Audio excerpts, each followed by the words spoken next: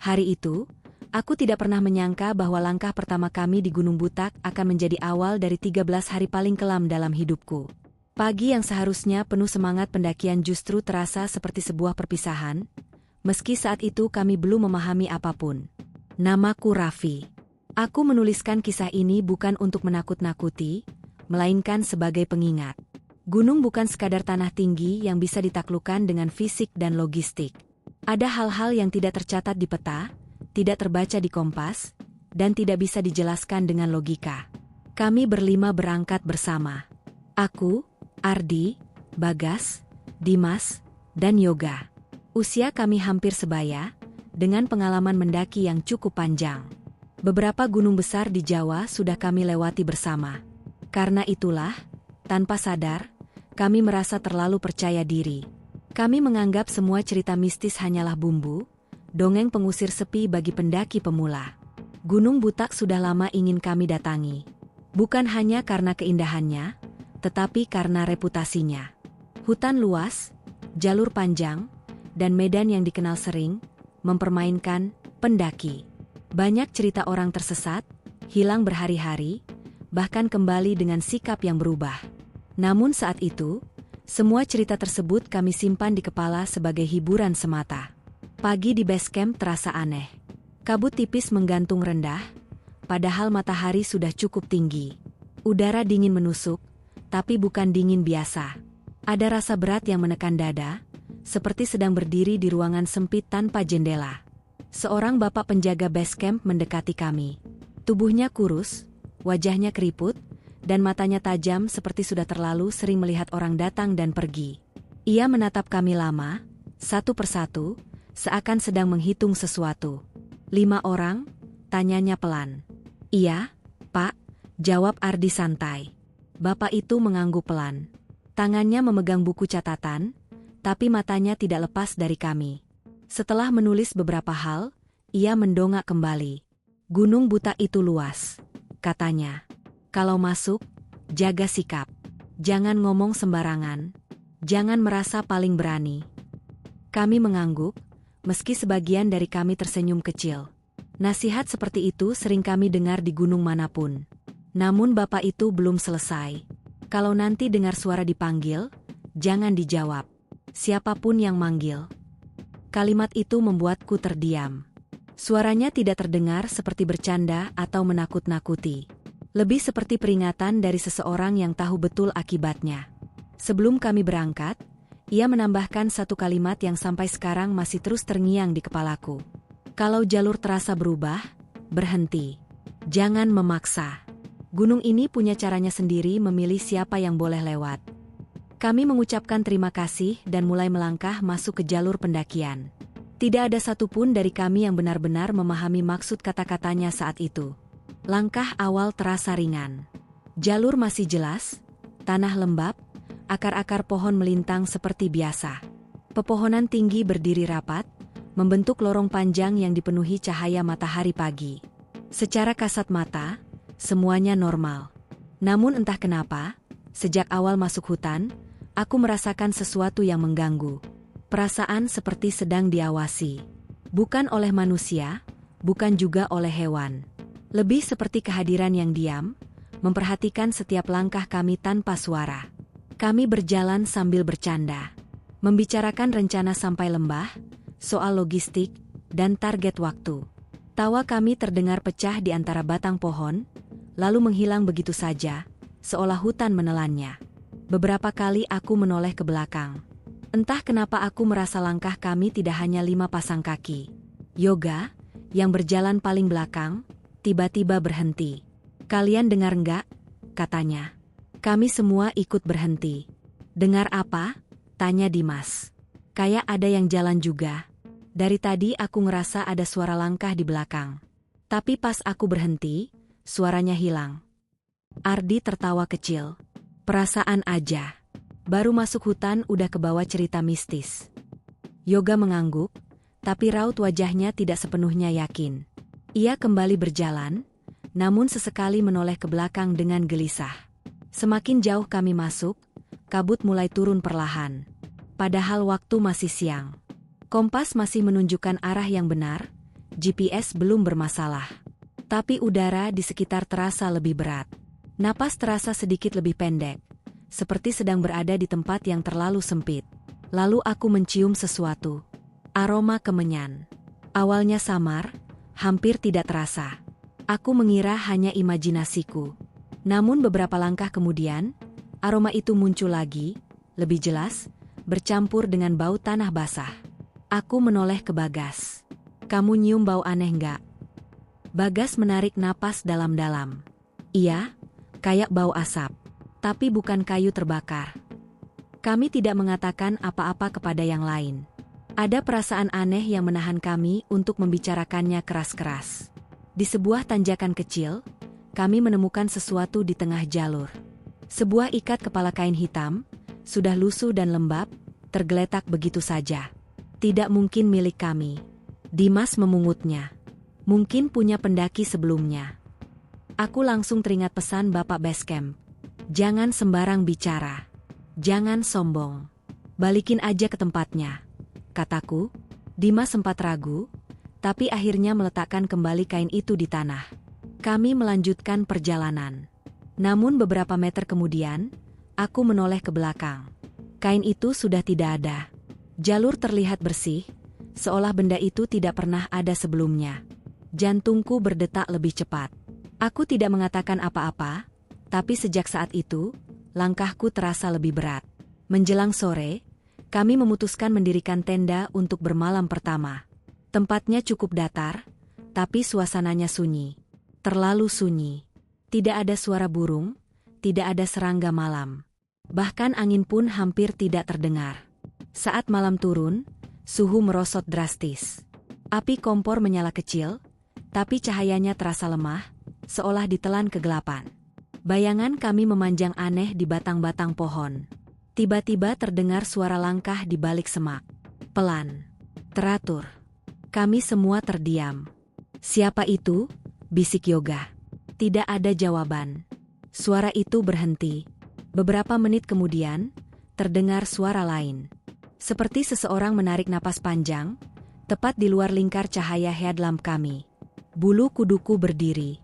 Ardi mencoba menenangkan suasana dengan bercanda, tapi suaranya terdengar dipaksakan. "Mungkin rusa," katanya.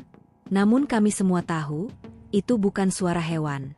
Malam pertama kami lewati dengan tidur yang tidak pernah benar-benar nyenyak. Dalam tidurku, aku bermimpi berjalan sendirian di jalur yang tidak kukenal. Di kejauhan, 5 bayangan berdiri membelakangiku. Saat kupanggil, satu persatu bayangan itu menoleh. Wajah mereka adalah wajah kami sendiri. Aku terbangun dengan napas tersengal. Keringat dingin membasahi punggung. Dari luar tenda, terdengar suara seseorang memanggil namaku pelan. "Raffi." Aku membeku. Suara itu jelas. Sangat jelas. Aku teringat pesan Bapak Basecamp. Kalau dengar suara dipanggil, jangan dijawab. Aku menutup mata, menarik selimut lebih erat, dan memilih diam. Beberapa detik kemudian, suara itu menghilang, seolah tidak pernah ada. Hari pertama pendakian pun berakhir. Kami masih lengkap. Masih bersama. Kami belum tahu, Gunung Butak baru saja membuka pintunya. Dan setelah itu, tidak semua dari kami akan keluar dengan cara yang sama. Pagi hari kedua di Gunung Butak tidak datang dengan cara yang biasa.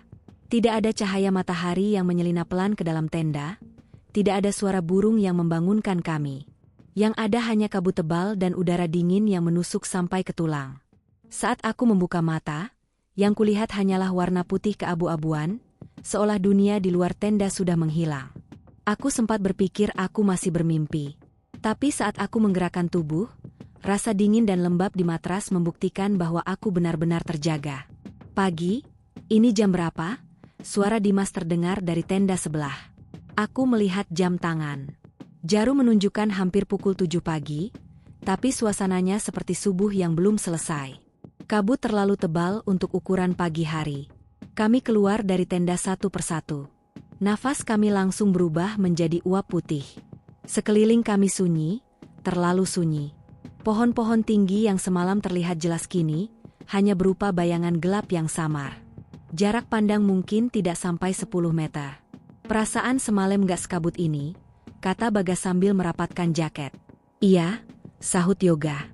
Kayak, kabutnya turun niat. Kami mencoba tertawa, tapi tidak ada yang benar-benar terdengar santai. Peristiwa semalam masih melekat di kepala masing-masing, meski tidak ada yang membicarakannya secara langsung. Tidak ada yang berani menyinggung soal suara langkah atau panggilan nama di malam hari. Saat kami bersiap-siap, aku sempat menoleh ke arah jalur yang akan kami lewati. Entah kenapa, jalur itu terlihat berbeda. Bukan karena kabut semata. Tanahnya terlihat lebih gelap, lebih lembab, dan akar-akar pohon seperti bertambah banyak, saling silang menutupi jalan setapak. Aku menggelengkan kepala. Mungkin hanya perasaanku. Kami mulai berjalan sekitar pukul 8 pagi. Langkah kami lebih hati-hati dari hari sebelumnya. Kabut membuat kami harus berjalan berdekatan, tidak bisa berjauhan. Ardi memimpin di depan, aku tepat di belakangnya, sementara Yoga tetap di posisi paling belakang. Beberapa menit pertama masih terasa normal. Jalur menanjak pelan, tanah basah, dan sesekali akar pohon memaksa kami melangkah lebih tinggi. Namun setelah sekitar setengah jam berjalan, aku mulai merasakan keanehan pertama. Suara. Bukan suara yang jelas, tapi seperti bisikan yang sangat pelan. Tidak membentuk kata, hanya dengungan halus yang muncul dan hilang di sela-sela langkah kami. Kalian dengar sesuatu nggak? Tanyaku pelan. Ardi berhenti. Dengar apa? Kayak suara orang ngomong, tapi jauh. Kami semua diam, mencoba mendengarkan. Hanya terdengar napas kami sendiri dan gesekan sepatu dengan tanah. Beberapa detik kemudian, suara itu muncul lagi. Kali ini seperti suara perempuan, sangat samar, tertawa kecil. Dimas menggeleng cepat. Nggak ada apa-apa. Kabut begini bikin halusinasi. Kami melanjutkan perjalanan, tapi langkahku terasa lebih berat. Setiap beberapa langkah, aku merasa seperti melewati tempat yang sama. Pohon dengan batang miring itu, akar besar yang melintang jalur, batu kecil di sisi kiri. Semua terasa familiar, terlalu familiar. Setelah hampir 1 jam berjalan, Ardi berhenti lagi. Sebentar, katanya sambil melihat GPS. Aneh. Aneh kenapa? Tanya Bagas. Kita harusnya sudah sampai titik ini dari tadi. Tapi GPS bilang kita masih di bawah. Kami berkumpul di sekeliling Ardi. GPS memang menyala, sinyal masih ada, tapi penunjuk posisi terlihat seperti bergerak tidak beraturan. Baterainya masih penuh, kata Ardi. Kompas juga nggak rusak. Aku melihat kompas di tanganku. Jarumnya bergetar halus, tidak mau dia menunjuk satu arah. Ini mungkin karena medan, ujar Dimas, mencoba rasional. Hutan lebat bisa ganggu sinyal. Kami menerima penjelasan itu, meski di dalam hati ada rasa tidak nyaman yang semakin besar. Kabut semakin tebal. Kadang-kadang, di balik putihnya kabut, aku melihat bayangan bergerak. Tinggi, kurus, dan berdiri diam di antara pepohonan. Setiap kali aku fokus menatap, bayangan itu menghilang. Aku tidak mengatakan apa-apa. Takut dianggap berlebihan. Menjelang siang, kami memutuskan istirahat. Kami duduk di sebuah tanah lapang kecil yang dikelilingi pohon besar. Anehnya, tempat itu terasa seperti pernah kami lewati sebelumnya. Kayaknya kita muter-muter ya, kata Yoga pelan. Perasaan aku juga gitu, sahut Bagas. Ardi mencoba menenangkan. Tenang. Kita istirahat sebentar, terus lanjut. Jalur butak memang panjang. Saat kami makan seadanya, aku memperhatikan sesuatu yang membuatku merinding. Di tanah, ada bekas jejak kaki. 5 pasang. Ukurannya mirip dengan sepatu kami. Masalahnya, arah jejak itu berlawanan dengan arah datang kami. Kalian lihat ini enggak? Tanyaku. Mereka menunduk. Wajah Dimas langsung berubah. Itu, jejak kita sendiri. Tapi arahnya salah, kata Yoga. Kami saling berpandangan. Tidak ada yang menjawab. Aku teringat pesan Bapak Basecamp. Kalau jalur terasa berubah, berhenti. Namun Ardi memutuskan kami tetap lanjut. Kita belum benar-benar tersesat. Jangan panik. Kami kembali berjalan. Tapi setelah beberapa puluh menit, kejadian aneh lain terjadi. Bagas, yang berjalan di tengah, tiba-tiba berhenti dan menoleh ke samping jalur. "Kalian lihat itu?" katanya. Di balik kabut, terlihat samar sesuatu seperti atap rumah. Bentuknya khas rumah kayu, dengan dinding gelap dan atap rendah. "Pemukiman?" tanya Dimas heran. "Di sini?" Ardi terlihat ragu. Kami mendekat perlahan. Namun semakin dekat, bangunan itu justru semakin memudar. Hingga akhirnya, saat jaraknya mungkin tinggal 10 meter, bangunan itu lenyap begitu saja. Yang tersisa hanya deretan pohon tua. Yoga mengumpat pelan. "Ini nggak beres." Sore hari, kabut tidak kunjung menipis. Kami memutuskan mendirikan tenda lagi, meski menurut perhitungan kami seharusnya masih bisa berjalan lebih jauh. Tubuh kami terasa lebih lelah dari biasanya, seolah jalur hari itu menyedot energi. Saat malam turun, suasana kembali sunyi. Namun kali ini, kesunyian itu terasa lebih berat. Seolah ada sesuatu yang menunggu. Di tengah malam, aku terbangun karena mendengar suara langkah di sekitar tenda. Bukan satu, banyak. Mengitari kami. Aku menahan napas, mendengarkan. Di antara langkah-langkah itu, terdengar bisikan, saling bersahutan, menyebut nama kami satu persatu. Aku menggigil. Aku menutup telinga, berusaha tidak menjawab. Pagi hari kedua berakhir dengan satu kesadaran pahit yang mulai tumbuh di benak kami semua. Jalur Gunung Butak tidak lagi mengikuti aturan yang kami kenal. Dan kami, tanpa sadar, sudah melangkah terlalu jauh ke tempat yang seharusnya tidak kami masuki. Hari ketiga dimulai tanpa pagi yang jelas. Aku tidak tahu apakah matahari sudah terbit atau belum, karena cahaya yang masuk ke tenda tidak berubah sejak semalam. Kabut masih menggantung tebal, sama pekatnya seperti malam, sama dinginnya seperti dini hari. Rasanya seperti waktu berhenti bergerak di Gunung Butak. Aku terbangun dengan kepala berat dan tubuh pegal, seolah kami berjalan semalaman tanpa sadar.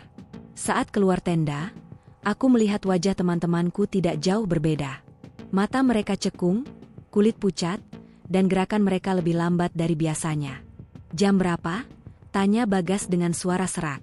Aku melihat jam tangan. Jarumnya menunjukkan pukul 8 pagi. Aku mengernyit. Rasanya mustahil. Seharusnya, setidaknya ada perubahan cahaya, tapi sekeliling kami tetap gelap dan tertutup kabut. "Jam 8, jawabku. "Bohong," sahut Yoga. "Ini kayak masih subuh." Tidak ada yang menertawakannya kali ini. Kami sarapan seadanya, lebih karena kewajiban daripada rasa lapar. Nasi terasa hambar, air minum terasa seperti memiliki rasa logam yang aneh. Saat aku meneguknya, ada sensasi dingin yang tidak biasa, bukan dingin air gunung, tapi dingin yang membuat tenggorokan terasa perih. Sebelum berangkat, Ardi mengumpulkan kami. "Kita harus lebih fokus hari ini," katanya. "Kemarin kita kayak diputer-puter. Hari ini kita jaga jarak pandang, jangan sampai ada yang tertinggal." Kami semua mengangguk. Tidak ada yang membantah. Kejadian-kejadian kemarin sudah cukup membuat kami menahan ego masing-masing. Kami mulai berjalan, masih dalam formasi rapat. Namun sejak langkah pertama, aku merasa jalur hari ini benar-benar berbeda. Tanahnya lebih lembek, seperti belum pernah terinjak manusia.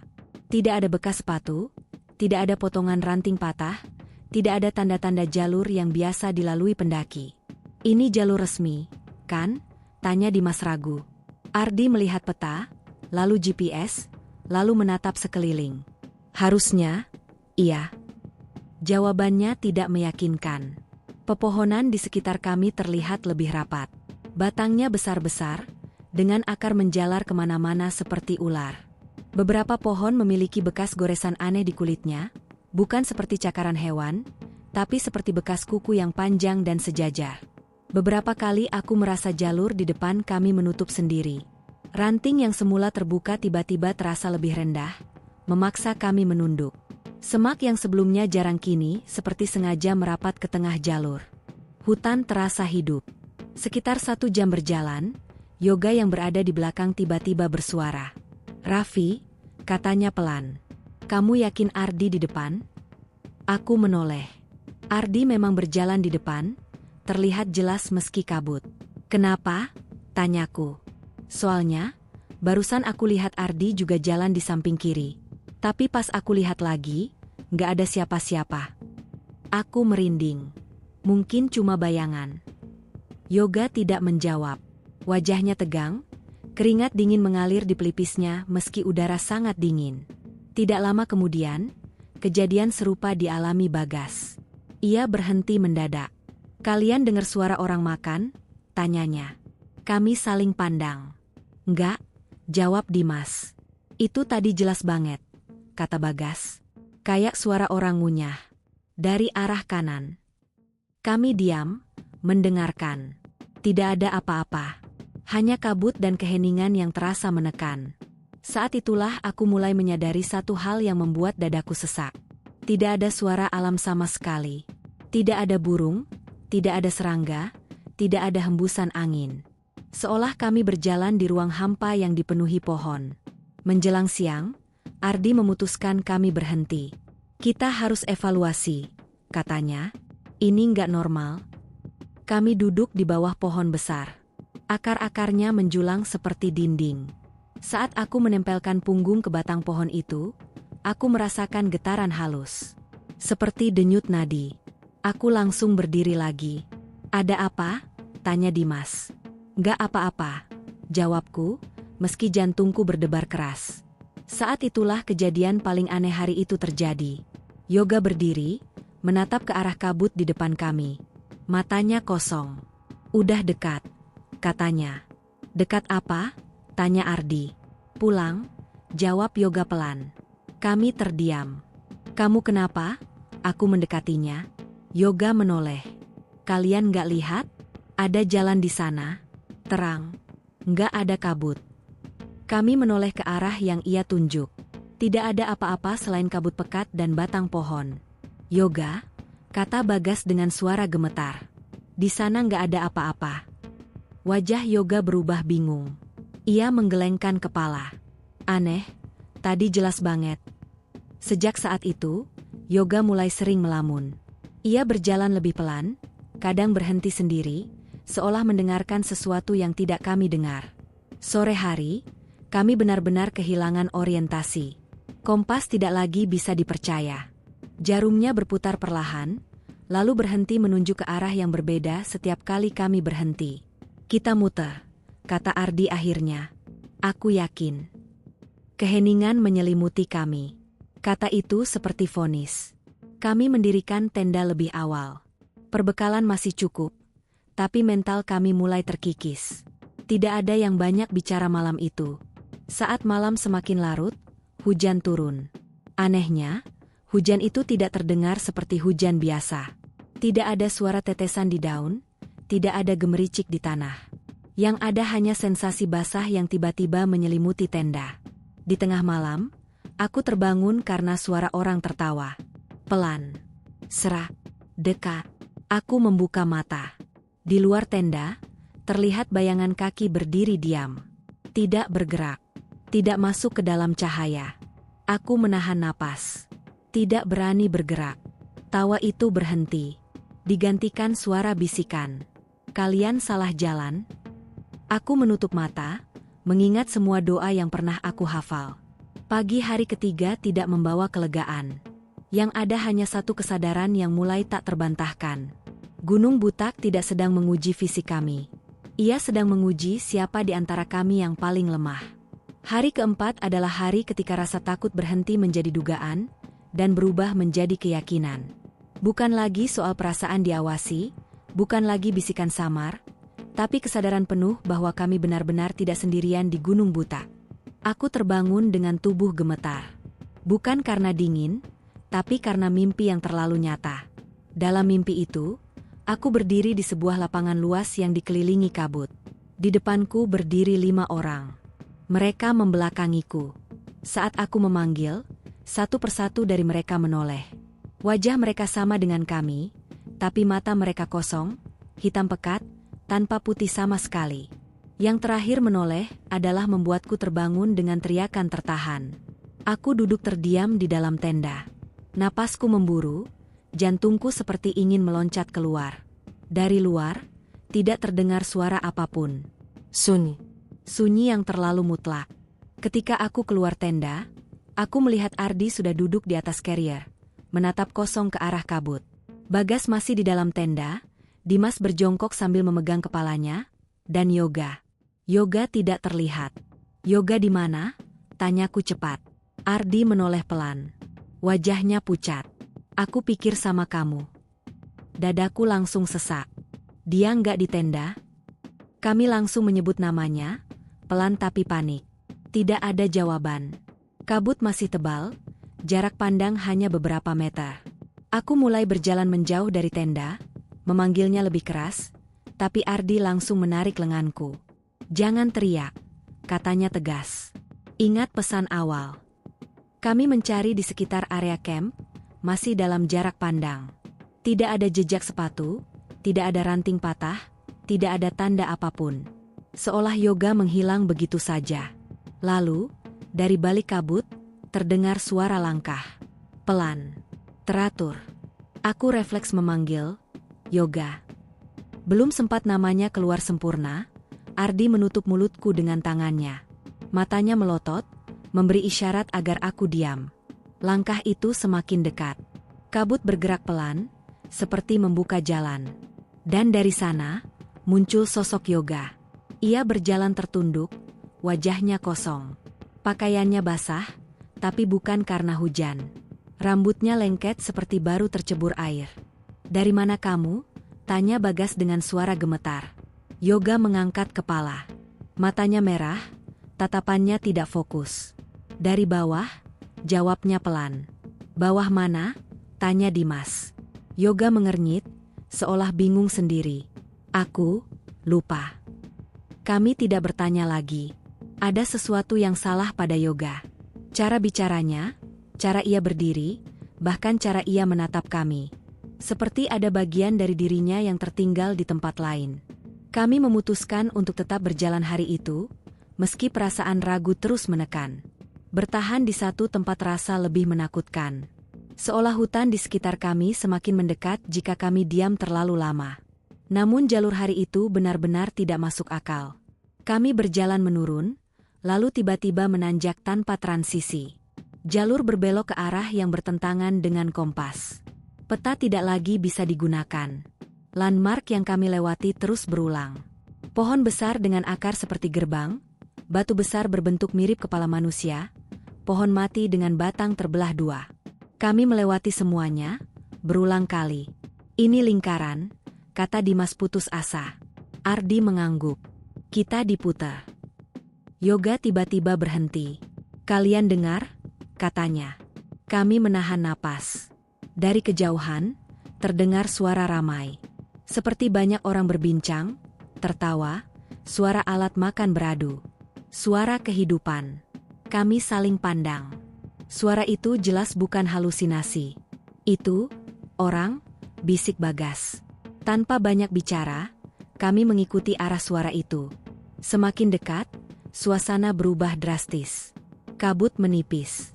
Cahaya terasa lebih terang. Dan di depan kami, terbentang sesuatu yang membuat kami terpaku. Sebuah perkampungan. Rumah-rumah kayu berdiri rapi. Asap tipis mengepul dari beberapa atap. Ada orang-orang berjalan, berpakaian sederhana, wajah mereka tidak jelas karena jarak. Ini, nggak mungkin, gumam Ardi. Kami melangkah masuk. Tidak ada satupun dari orang-orang itu yang menoleh ke arah kami. Mereka berjalan seolah kami tidak ada. Aku mencoba menyapa. Permisi. Tidak ada respons. Saat aku mendekat ke salah satu rumah, bau kemenyan menyeruak kuat. Aku melihat ke dalam. Kosong. Tidak ada perabot, tidak ada manusia. Padahal dari luar, rumah itu tampak hidup. Seketika, suara ramai itu berhenti. Sun. Kabut turun lagi, cepat, tebal. Dalam hitungan detik, perkampungan itu menghilang. Rumah-rumah lenyap, digantikan pepohonan tua. Kami berdiri di tengah hutan, terengah-engah, panik. Bagas jatuh terduduk. Tadi, itu apa? Tidak ada yang menjawab. Tidak ada jawaban yang masuk akal. Sejak saat itu, ketakutan kami berubah bentuk. Bukan lagi takut pada suara atau bayangan, tapi takut pada kenyataan bahwa Gunung Butak bisa menciptakan apapun yang ia mau. Sore hari, kondisi Yoga semakin memburuk. Ia mulai berbicara sendiri, kadang tertawa pelan tanpa sebab. Mereka baik, katanya tiba-tiba saat kami mendirikan tenda. Mereka bilang kita boleh tinggal. Tinggal di mana? Tanya Dimas dengan suara bergetar. Yoga menoleh dan tersenyum. Senyumnya bukan senyum Yoga yang kami kenal. Di sini, jawabnya. Malam itu, hujan turun deras. Tapi hujan itu terasa aneh. Airnya hangat. Terlalu hangat untuk hujan gunung. Di tengah hujan, terdengar suara orang berjalan di sekitar tenda. Banyak. Sangat banyak. Seperti puluhan pasang kaki mengelilingi kami. Aku berdoa dalam hati, memeluk tak seerat mungkin. Lalu suara itu datang lagi. Bukan memanggil satu nama, tapi menyebut kami semua. Lengkap. Satu persatu. Dengan suara yang sama persis seperti suara kami sendiri. Aku menutup mata, air mata mengalir tanpa suara. Aku sadar sepenuhnya saat itu. Kami bukan hanya tersesat secara jalur. Kami sedang ditahan. Dan Gunung Butak belum selesai dengan kami. Hari kelima datang tanpa permisi. Tidak ada perbedaan jelas antara malam dan pagi, selain tubuh kami yang semakin lelah dan pikiran yang makin rapuh. Kabut masih setia menggantung, seolah Gunung Butak menolak menunjukkan wajah aslinya. Rasanya seperti kami terjebak di satu waktu yang berulang, tanpa awal dan tanpa akhir. Aku terbangun karena suara batu keras. Dimas duduk di dekat tenda, tubuhnya membungkuk, wajahnya pucat pasi. Napasnya terdengar berat, seperti ada beban menekan dadanya. "Kamu kenapa?" tanyaku sambil mendekat. Dimas menggeleng pelan. "Nggak tahu. Dari semalam dada sesak." Aku menyentuh dahinya. Tidak panas, tapi kulitnya dingin dan lembab. Ardi segera menghampiri, wajahnya penuh kekhawatiran. "Kita harus gerak hari ini," kata Ardi. "Diam terlalu lama di sini nggak baik." Tidak ada yang membantah. Bertahan di tempat itu terasa seperti menyerahkan diri sepenuhnya. Kami beres-beres dengan gerakan lambat, tenaga seolah terkuras bahkan sebelum melangkah. Yoga berbeda pagi itu. Ia bangun paling awal, berdiri memandang ke arah kabut dengan ekspresi tenang yang tidak wajar. Seolah apapun yang terjadi di sekelilingnya tidak lagi penting. "Kamu mimpi apa semalam?" tanyaku, mencoba membuka percakapan. Yoga menoleh pelan. "Aku nggak mimpi," katanya. "Aku jalan." "Jalan kemana?" "Ke tempat mereka." Aku tidak bertanya lebih jauh. Dadaku terasa sesak mendengar jawabannya. Kami mulai berjalan, mengikuti arah yang menurut Ardi paling masuk akal. Namun semakin jauh kami melangkah, jalur semakin aneh. Tanah tidak lagi padat, lebih seperti lumpur yang menyerap langkah kami. Setiap jejak sepatu cepat sekali menghilang, tertutup oleh kabut lembab. Sekitar 1 jam berjalan, Bagas tiba-tiba berhenti. "Kita udah lewat sini," katanya. Aku menoleh. Di depan kami berdiri pohon besar dengan akar menjalar membentuk lengkungan, seperti gerbang alami. Aku mengenalinya. "Kami melewati pohon itu kemarin sore." "Mustahil," kata Ardi. "Kita jalan lurus." "Tapi ini tempat yang sama," sahut Bagas, suaranya mulai bergetar. Kami memutar arah. Berjalan cepat. Namun tidak sampai setengah jam, pohon itu muncul lagi. Kali ini dari arah berlawanan. Dimas mengumpat pelan. "Ini nggak masuk akal." Logika kami mulai runtuh perlahan. Kompas tidak bisa dipercaya. GPS mati tanpa sebab jelas, padahal baterainya masih penuh. Peta hanya menjadi kertas tanpa arti di tengah hutan yang tidak mau dikenali. Hari kelima berlalu dengan kami berjalan tanpa tujuan yang jelas. Energi terkuras, perbekalan mulai terasa berkurang. Air masih ada, tapi rasanya semakin aneh. Ada rasa pahit yang tertinggal di lidah. Menjelang sore, Dimas semakin melemah. Langkahnya terseret, napasnya terengah-engah. "Kita istirahat," kata Ardi akhirnya. Kami mendirikan tenda di tempat yang terasa tidak asing lagi. Aku yakin, ini adalah lokasi camp salah satu malam sebelumnya. Tapi tidak ada yang berani mengatakannya keras-keras. Malam kelima adalah malam ketika konflik mulai muncul. Bagas duduk sambil memeluk lutut, wajahnya kusut. Ini semua karena kita masuk jalur yang salah. Dari awal. Bukan salah siapa-siapa, jawab Ardi, meski nadanya tidak setenang biasanya. Kita harusnya dengar peringatan base camp, sambung Bagas. Ini bukan sekadar nyasar. Yoga tertawa pelan. Suaranya membuat kami semua menoleh. Kalian masih mikir ini soal jalur? Katanya. Kami terdiam. Mereka nggak peduli peta, lanjut Yoga. Mereka cuma mau ditemani. Siapa mereka? Tanya Dimas lemah. Yoga menatap kami satu persatu. Yang tinggal di sini. Dari dulu. Tidak ada yang menjawab. Api kecil di depan kami meredup, padahal kayu masih cukup. Angin tidak bertiup, tapi api seolah enggan menyala. Malam itu, aku bermimpi lagi. Aku melihat Dimas berjalan menjauh, memanggil-manggil kami. Saat aku mengejarnya, kakiku terasa berat, seperti tertahan tanah. Dari balik pepohonan, tangan-tangan hitam muncul, menarik Dimas masuk ke dalam kabut. Saat aku berteriak, tidak ada suara yang keluar dari mulutku. Aku terbangun dengan teriakan tertahan. Di luar tenda, Dimas benar-benar tidak ada. Panik menyambar kami semua. Kami berhamburan keluar, memanggil namanya. Kabut masih tebal, tapi suara kami terdengar menggema aneh, seperti dipantulkan kembali oleh hutan. Dimas, teriak Ardi. Tidak ada jawaban. Yoga berdiri tenang di samping tenda. Dia ikut, katanya pelan. Ngikut siapa? Bentak Bagas, emosinya meledak. Mereka. Kami mencari sekeliling camp. Tidak ada jejak. Tidak ada tanda perlawanan. Seolah Dimas tidak pernah ada di sana. Padahal tenda dan barang-barangnya masih utuh. Ardi terduduk lemas. Ini nggak mungkin. Hari ke-6 kami lalui dengan satu anggota berkurang. Ketakutan berubah menjadi kepanikan. Kami tidak lagi hanya tersesat. Kami kehilangan seseorang. Bagas mulai menyalahkan Yoga secara terbuka. Sejak kamu berubah, semuanya makin kacau. Yoga menatapnya tanpa ekspresi. Aku cuma dengar apa yang kalian tutup telinga. Aku berdiri di antara mereka, mencoba menenangkan.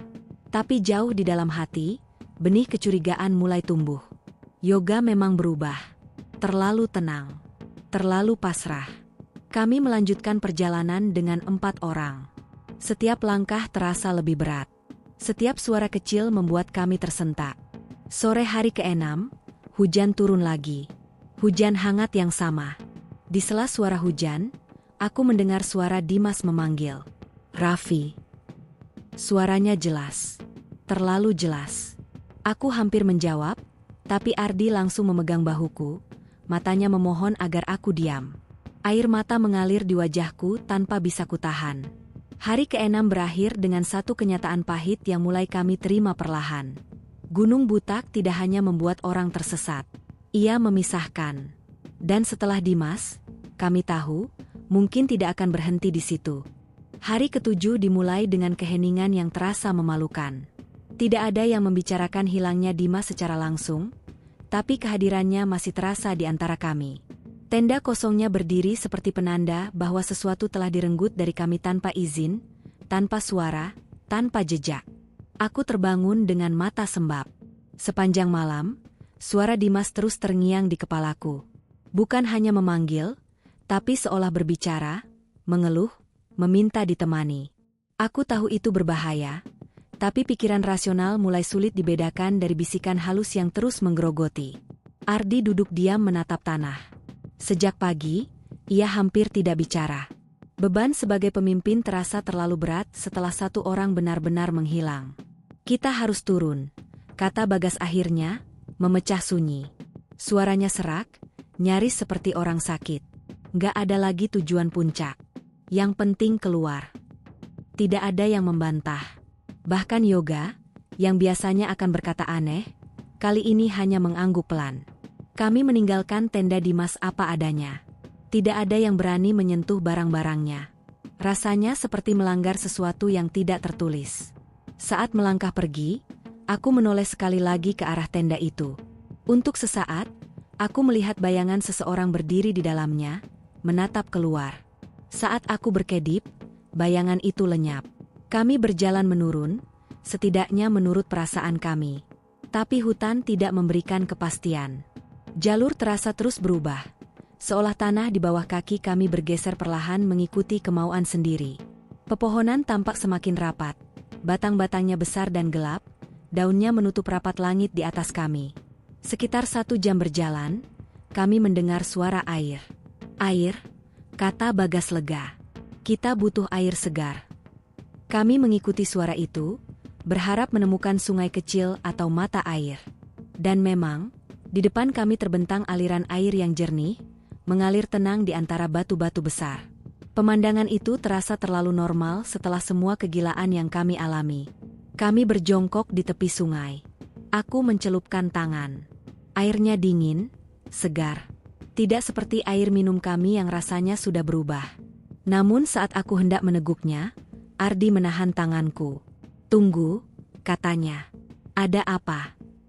Ardi menunjuk permukaan air. Aku menatap lebih saksama. Di pantulan air, kami terlihat, bertiga. Aku, Ardi, dan Bagas. Yoga tidak ada. Aku menoleh cepat. Yoga berdiri tepat di belakangku, diam, menatap sungai dengan ekspresi kosong. Yoga, panggilku pelan. Ia tidak menjawab. Aku kembali menatap air. Perlahan, bayangan keempat muncul. Tapi wajahnya bukan wajah Yoga. Wajah itu mirip Dimas. Matanya terbuka lebar, mulutnya seperti ingin berbicara. Aku tersentak berdiri, mundur dengan napas tersengal. Kenapa? Tanya Bagas panik. Jangan minum airnya, kataku cepat. Jangan. Kami menjauh dari sungai tanpa mengisi botol. Rasa haus mulai terasa menyiksa, tapi ketakutan jauh lebih besar. Hari ke-7 berjalan dengan langkah yang semakin berat. Bagas mulai mengeluh pusing, kepalanya sering dipegang seolah ada sesuatu yang menekan dari dalam. Ardi beberapa kali berhenti, terlihat bingung menentukan arah. Yoga, semakin jarang bicara. Tapi setiap kali ia berbicara, kata-katanya semakin jelas mengarah pada satu hal. Mereka nggak marah. Katanya tiba-tiba saat kami berjalan. Mereka cuma pengen kita berhenti lari. Berhenti kemana? Bentak Bagas. Kita mau pulang. Yoga tersenyum tipis. Pulang itu relatif. Aku melihat mata Bagas berkaca-kaca. Ketakutan mulai berubah menjadi kemarahan dan keputusasaan. Sore hari ke-7, kami kembali menemukan sesuatu yang membuat kami terpaku. Di tengah jalur, tergantung kain hitam yang sama seperti yang kami temukan di hari pertama. Kali ini tergantung di dahan pohon, bergerak pelan meski tidak ada angin. Itu yang dulu, bisik Bagas. Ardi menelan ludah. Jangan disentuh. Kami mencoba memutari pohon itu. Namun setiap kali kami menjauh, kain itu seolah berpindah, kembali muncul di depan kami. Akhirnya kami terpaksa melewatinya. Saat aku berjalan tepat di bawahnya, aku mencium bau kemenyan yang sangat kuat. Telingaku berdenging, pandanganku menggelap sesaat. Aku hampir jatuh jika Ardi tidak segera memegangku. Malam ke-7 adalah malam terpanjang. Kami mendirikan tenda dengan sisa tenaga. Perbekalan semakin menipis. Kami membagi makanan dengan porsi sangat kecil. Di tengah malam, Bagas menjerit. Kami terbangun panik. Bagas duduk dengan mata terbuka lebar, keringat membanjiri wajahnya. Mereka narik aku, katanya terbata. Di mimpi, tangannya dingin. Banyak. Aku memeluknya, mencoba menenangkannya, meski tanganku sendiri gemetar. Pagi hari ke-8, Bagas demam. Tubuhnya panas, matanya sayu. Ia mulai mengigau, menyebut-nyebut nama ibunya, lalu nama Dimas. Kita nggak bisa terus jalan, kata Ardi putus asa. Bagas butuh istirahat. Kami berhenti lebih lama hari itu. Namun diam ternyata membawa teror lain. Saat kami duduk, aku menyadari sesuatu yang membuatku merinding. Dari kejauhan, terdengar suara langkah. Banyak, tidak mendekat, tidak menjauh. Seolah ada barisan panjang yang berjalan mengitari kami. Dengar, bisikku. Ardi mengangguk. Wajahnya tegang. Yoga berdiri, menatap ke arah suara itu. Mereka nunggu, katanya pelan. Nunggu siapa yang nyerah duluan. Sore hari, kabut turun lebih cepat dari biasanya. Di sela kabut, aku melihat bayangan-bayangan berdiri diam, jumlahnya banyak. Tinggi, kurus, tak bergerak. Mereka tidak mendekat. Hanya berdiri, menonton. Aku menutup mata, berdoa sekuat yang aku bisa. Hari ke-8 berakhir dengan satu perasaan yang sama di hati kami semua. Kami bukan lagi tamu yang tersesat. Kami adalah buruan yang sedang dilelahkan, perlahan, sampai satu persatu menyerah. Hari ke-9 datang dengan tubuh yang terasa asing. Seolah aku tidak lagi sepenuhnya menguasai diriku sendiri. Setiap gerakan membutuhkan usaha lebih. Setiap pikiran terasa lambat dan berat. Aku bangun dengan mulut kering, kepala pening, dan dada sesak seperti ditekan batu besar. Bagas masih demam. Napasnya terengah, matanya setengah terpejam. Sesekali ia mengigau, bibirnya bergerak menyebut nama orang-orang yang tidak ada di sini. Ibunya, Dimas. Kadang-kadang menyebut namaku, tapi dengan nada yang tidak pernah ia gunakan sebelumnya. Kita nggak bisa tinggal lebih lama, kata Ardi lirih. Kalau kita diam, satu-satu bakal habis. Aku tahu dia benar. Tapi melihat kondisi Bagas, rasanya kejam untuk memaksanya berjalan. Yoga duduk sedikit menjauh dari kami. Sejak kemarin sore, ia semakin sering menyendiri. Tatapannya kosong, tapi bukan lelah. Lebih seperti, yakin. Seolah ia tahu sesuatu yang kami tidak tahu. Aku bisa bantu, katanya tiba-tiba. Kami menoleh bersamaan. Bantu apa? Tanya Ardi waspada. Nunjukin jalan, jawab Yoga tenang. Mereka bilang aku boleh lewat. Siapa mereka? Suaraku bergetar, meski aku sudah tahu jawabannya. Yoga tersenyum tipis. Yang punya tempat ini. Bagas mengerang pelan. Aku melihat Ardi mengepalkan tangan, menahan emosi. Kami berada di titik di mana logika sudah tidak bisa sepenuhnya dipegang, tapi menyerah pada kata-kata Yoga terasa sama berbahayanya. Namun pada akhirnya, kami tidak punya banyak pilihan. Kami memutuskan berjalan mengikuti arah yang ditunjukkan Yoga. Bukan karena percaya, tapi karena semua arah lain sudah terasa sama salahnya.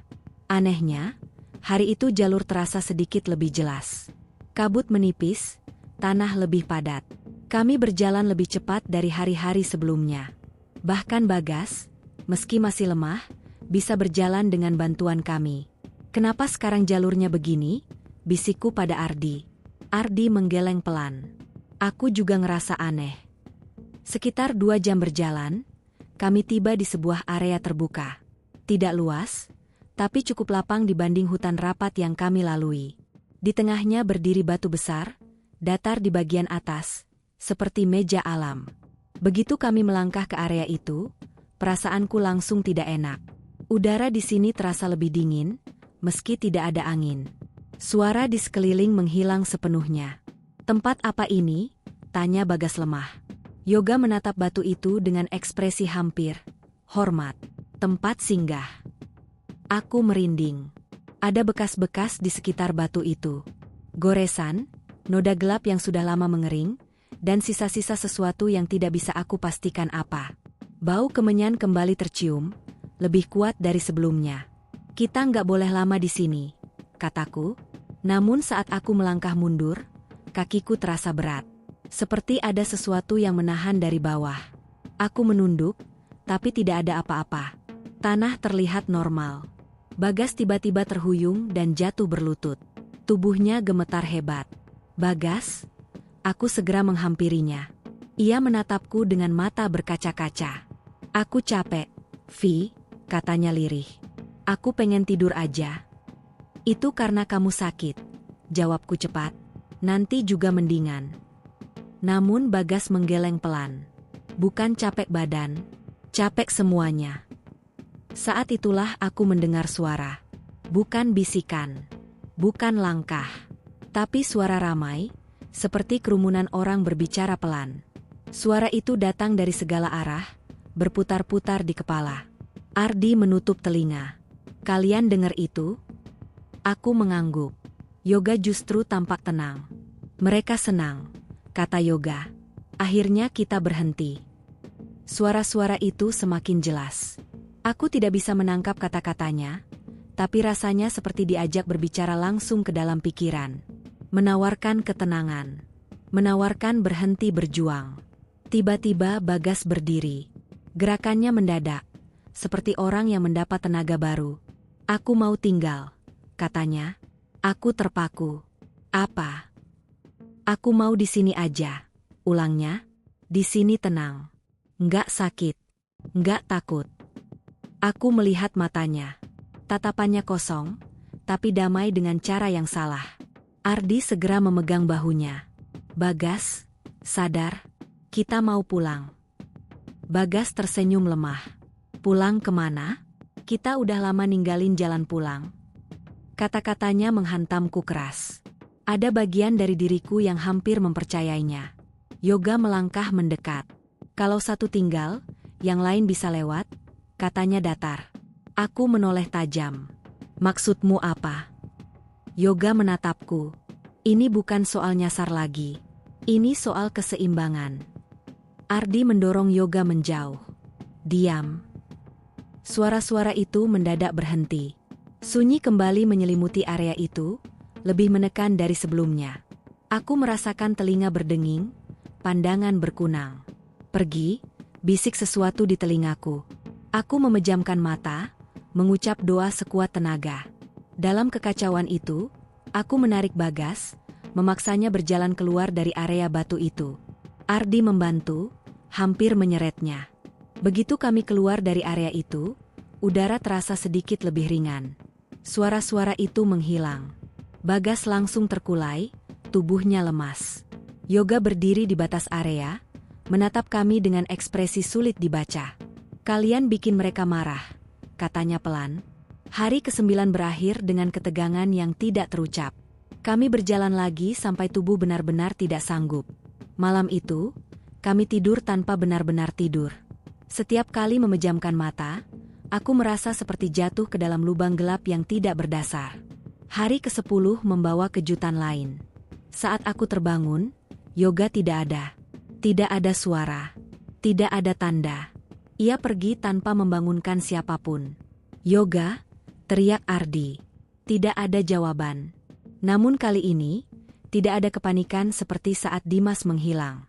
Yang ada justru perasaan dingin yang menjalar di punggungku. Seolah aku sudah tahu, Yoga tidak benar-benar pergi. Kami menemukan jejak kakinya. Berbeda dengan jejak kami, jejak itu jelas, dalam, dan mengarah ke dalam hutan yang lebih gelap. "Apa kita ikutin?" tanya Ardi ragu. Aku menatap Bagas yang terbaring lemah. Lalu menatap arah jejak itu. Ada perasaan kuat yang mengatakan bahwa mengikuti Yoga berarti masuk lebih dalam ke sesuatu yang mungkin tidak bisa kami tinggalkan lagi. "Kita lanjut tanpa dia," kataku akhirnya, dengan suara gemetar. Ardi mengangguk. Keputusan itu terasa seperti pengkhianatan, tapi juga seperti satu-satunya cara bertahan.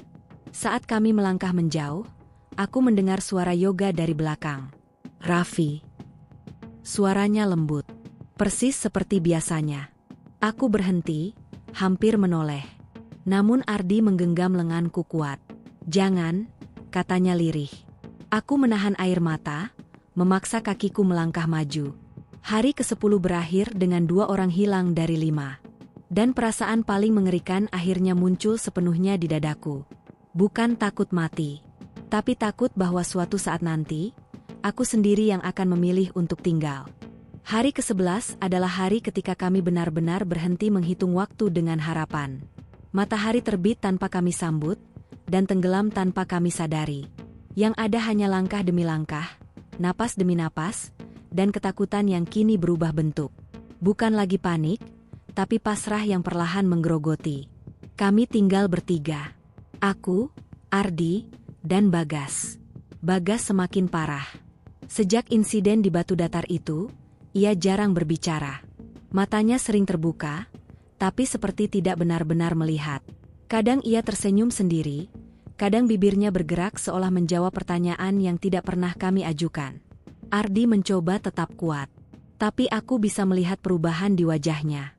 Janggutnya tumbuh tidak beraturan, matanya cekung, dan ada garis keras di antara alisnya yang tidak pernah hilang.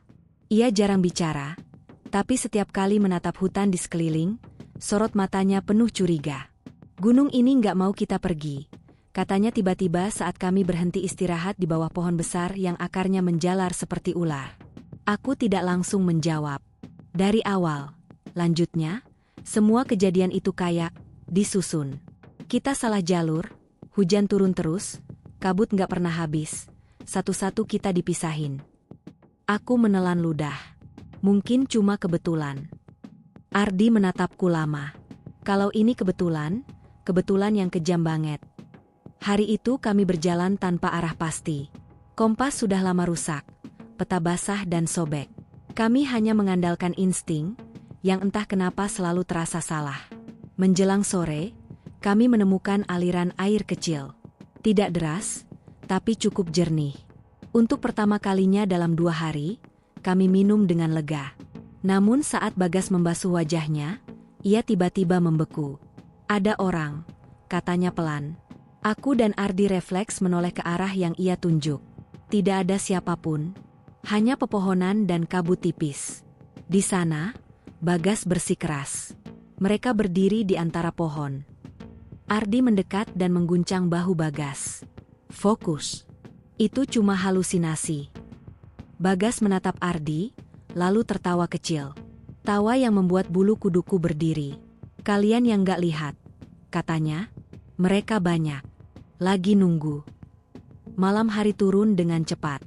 Kami memutuskan berhenti dan bermalam. Api unggun kecil kami nyalakan dengan sisa tenaga.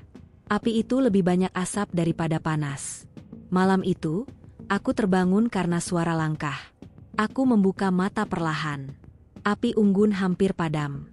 Cahaya redup memperlihatkan siluet Ardi yang duduk membelakangi kami. Ardi, bisikku. Ia tidak menjawab. Langkah itu terdengar lagi. Bukan satu. Banyak. Mengitari kami. Aku berusaha membangunkan Bagas. Namun saat tanganku menyentuhnya, tubuhnya dingin. Terlalu dingin.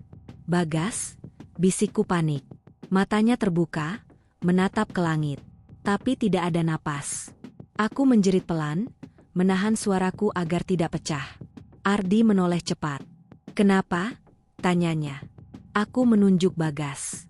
Ardi mendekat, memeriksa, lalu terduduk lemas. Tidak, gumamnya. Tidak sekarang. Namun sebelum kami bisa bereaksi lebih jauh, suara itu muncul. Bukan dari luar. Dari dekat. Sangat dekat. Sudah cukup. Suara itu berat, dalam, dan tidak bisa kutentukan asalnya. Api unggun mendadak padam. Gelap menyelimuti kami sepenuhnya. Aku merasakan tekanan di dada, seperti ada sesuatu yang berdiri tepat di hadapanku. Nafasku tersengal. Kalian sudah terlalu lama mengambil. Suara itu melanjutkan. Sekarang waktunya memberi. Aku memejamkan mata, membaca doa secepat yang aku bisa. Ardi menggenggam lenganku kuat. Seolah itu satu-satunya hal yang membuatnya tetap di dunia nyata. Ambil aku, teriak Ardi tiba-tiba. Tapi biarkan dia pergi. Aku menoleh tajam. Ardi, jangan. Suara itu tertawa pelan. Tawa yang membuat tanah seperti bergetar. Pengorbanan harus tulus, katanya. Tekanan itu menghilang seketika. Api unggun menyala kembali, kecil dan lemah. Hutan kembali sunyi, seolah tidak pernah terjadi apa-apa. Bagas terbaring tak bergerak. Tidak ada luka, tidak ada darah. Ia pergi begitu saja. Hari ke-11 berakhir dengan kematian pertama di hadapanku. Kami mengubur Bagas seadanya keesokan paginya. Tidak ada doa panjang. Tidak ada air mata yang keluar dengan sempurna. Aku terlalu kosong untuk menangis. Hari ke-12 adalah hari terpanjang dalam hidupku. Ardi berubah sejak malam itu. Ia sering berhenti mendadak, menoleh ke belakang, atau berbicara sendiri. Kadang ia menyebut nama Yoga. Kadang Dimas. Kadang Bagas. Kalau aku tinggal, katanya tiba-tiba saat kami menuruni lereng curam, kamu pasti bisa keluar. Aku berhenti. Berhenti ngomong gitu. Ardi tersenyum pahit. Aku serius, Vi. Dari kemarin aku ngerasa, mereka nunggu aku. Yang nunggu cuma kematian, bentakku. Ardi menggeleng.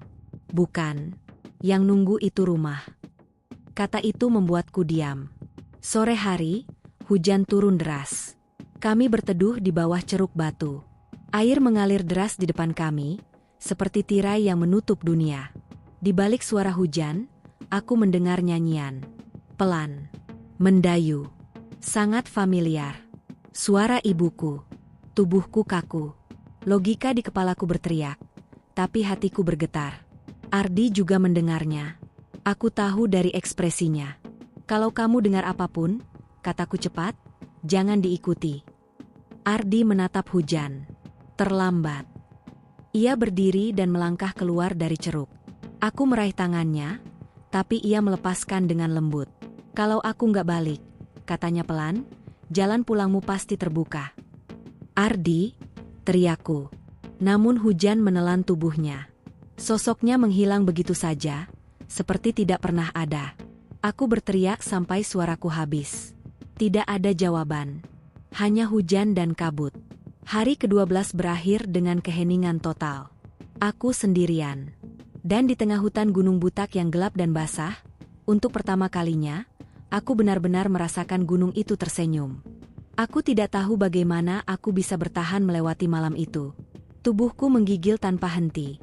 Bukan hanya karena dingin, tapi karena kesadaran bahwa aku benar-benar sendirian. Tidak ada lagi suara langkah teman, tidak ada lagi percakapan pendek untuk menguatkan diri.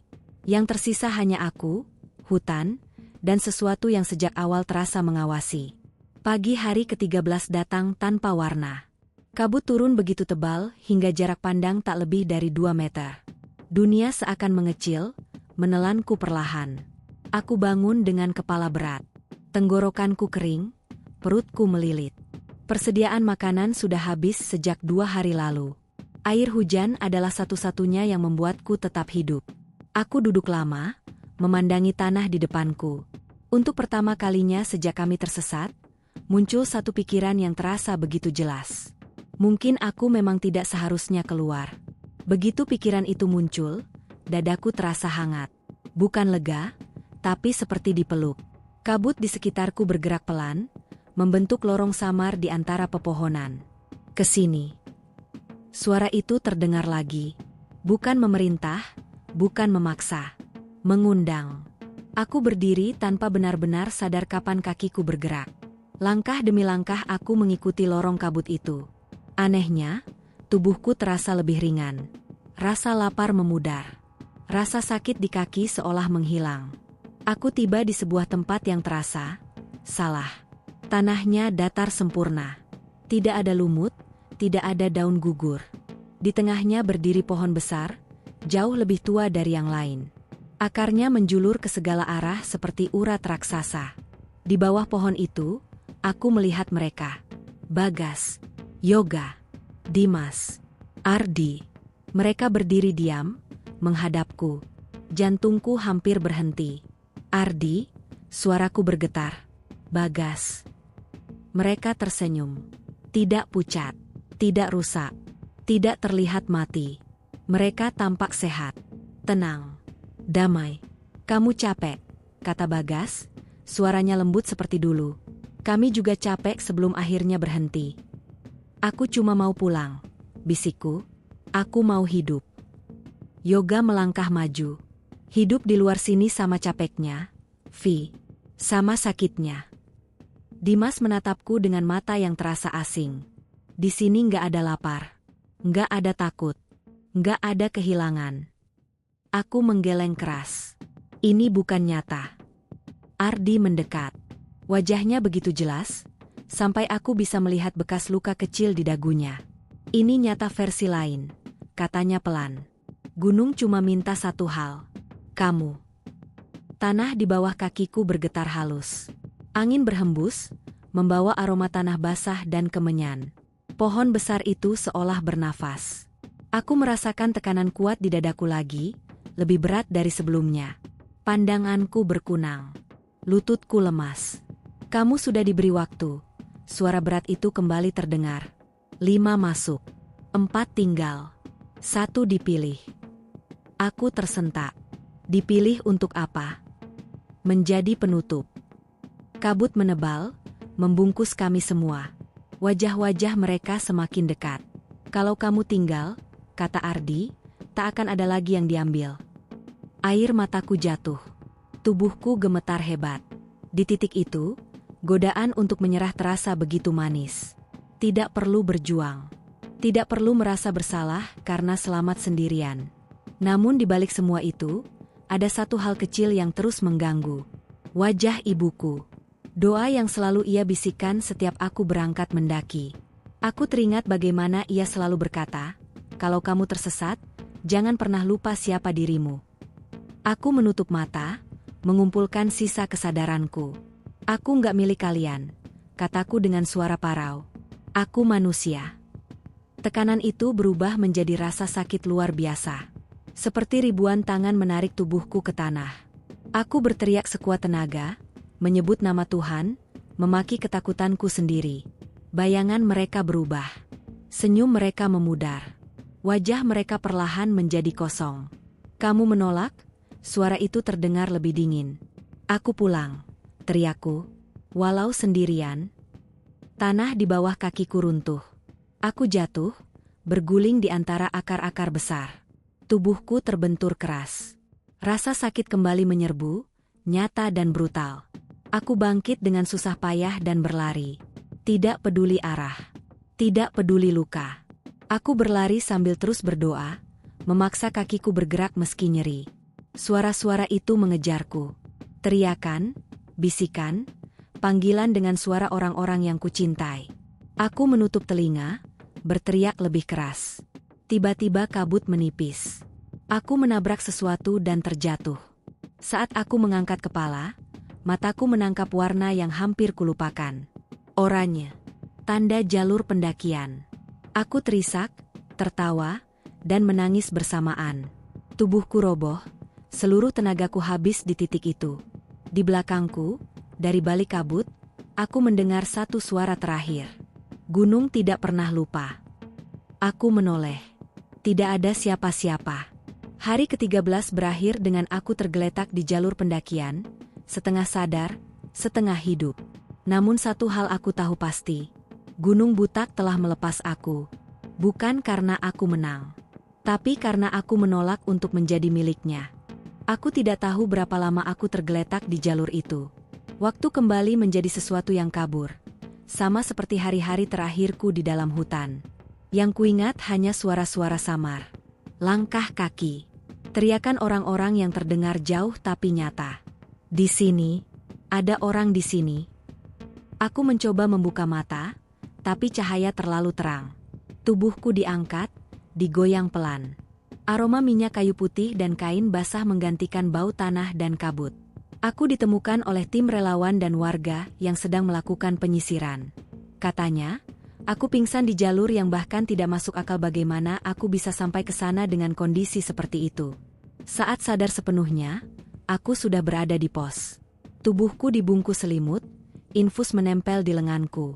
Setiap otot terasa nyeri, tapi rasa sakit itu justru menenangkan. Itu bukti aku masih hidup. Mereka yang lain mana? Pertanyaan itu keluar pertama kali dari mulutku. Tidak ada yang langsung menjawab. Seorang relawan menunduk, lalu berkata pelan, "Kamu satu-satunya yang ditemukan." Kalimat itu menancap lebih dalam daripada rasa sakit di tubuhku. Hari-hari berikutnya diisi dengan pertanyaan. Polisi, Basarnas, keluarga. Semua ingin tahu bagaimana 5 orang bisa masuk, dan hanya satu yang keluar. Aku menceritakan semuanya. Tentang salah jalur, hujan, kabut, satu persatu yang menghilang. Tapi saat aku mulai menyebut suara, penawaran untuk tinggal, dan gunung yang seperti hidup, mereka saling berpandangan. Sebagian mencatat. Sebagian hanya mengangguk tanpa benar-benar percaya. Ada kemungkinan halusinasi karena dehidrasi dan kelelahan ekstrim, kata seorang petugas dengan nada profesional. Aku tidak membantah. Mungkin bagi mereka itu penjelasan paling masuk akal. Namun aku tahu apa yang aku alami bukan sekadar halusinasi. Beberapa hari setelah aku turun, pencarian resmi dihentikan. Tidak ada satupun dari mereka yang ditemukan. Tidak jasad, tidak barang. Seolah 4 temanku tidak pernah ada di gunung itu. Aku pulang membawa ransel kosong dan nama-nama yang tidak bisa kulepaskan dari kepala. Malam-malamku tidak pernah sama lagi. Aku sering terbangun karena suara langkah di luar jendela. Atau bau tanah basah yang tiba-tiba memenuhi kamar. Kadang aku bermimpi berdiri di bawah pohon besar itu lagi, dengan 4 sosok menungguku sambil tersenyum. Yang paling menyakitkan adalah rasa bersalah. Kenapa aku yang keluar? Kenapa bukan Ardi yang selalu lebih kuat? Atau Bagas yang masih punya banyak mimpi? Atau Yoga, yang entah sejak kapan sudah berbeda? Atau Dimas, yang bahkan tidak sempat mengucap selamat tinggal? Beberapa bulan kemudian, aku kembali mendaki. Bukan ke Gunung Butak. Aku tahu aku tidak akan pernah kembali ke sana. Di sebuah gunung lain, aku berdiri di depan jalur masuk dan menundukkan kepala. Berdoa lebih lama dari biasanya. Tidak meminta perlindungan untuk diriku sendiri, tapi untuk mereka yang tidak pernah turun. Sejak hari itu, aku punya satu kebiasaan aneh. Setiap kali melewati hutan, aku selalu pamit. Aku bicara pelan, meski tidak ada siapa-siapa. Aku tidak lagi menantang gunung. Aku datang sebagai tamu. Karena aku tahu sekarang, ada tempat-tempat yang tidak menyesatkanmu karena kamu salah jalan. Tapi karena kamu terlalu lama berada di sana. Dan sampai hari ini, setiap kali kabut turun terlalu cepat dan udara tiba-tiba terasa sunyi, aku masih bisa mendengar suara itu. Bukan memanggil. Bukan mengancam. Hanya mengingatkan. Jalan pulang, tidak selalu terbuka 2 kali.